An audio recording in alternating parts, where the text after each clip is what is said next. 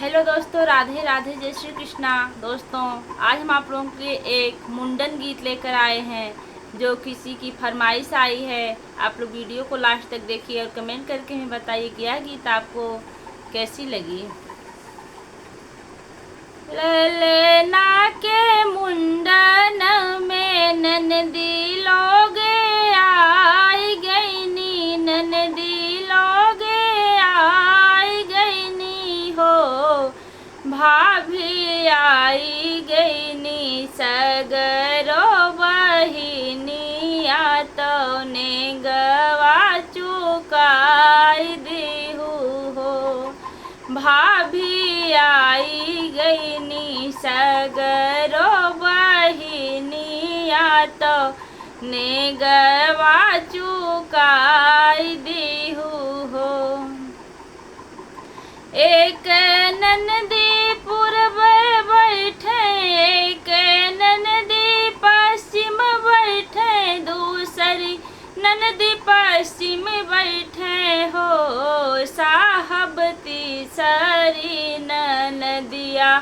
बाटी ठाढ़ी तो चौथी ननदी लट रोपे हो, साहब तीसरी ननदिया बाटी ठाढ़ी तो चौथी ननदा लट रोपई हो। मुंडन जब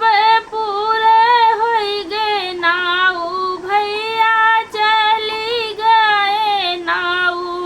बारी चली गए, नहीं गए अपना ले गए हो, राजा अब की ननदिया के बारी तो जियरा मोर डेराई गई न हो, राजा अब की ननदिया के बारी तो जियरा मोर डेराई गई न हो। पहली के कनबाला दी है, दूसरी के गले माला दी है, दूसरी के गले माला दी है, तीसरी के कंगना उठी कर झगड़ाऊ हो, सासू के तनी बिटियवा जनमऊलू गहनवा मोरा चूकी गई न हो, सासू के तनी बिटियवा जनमऊलू गहनवा हमरा चूकी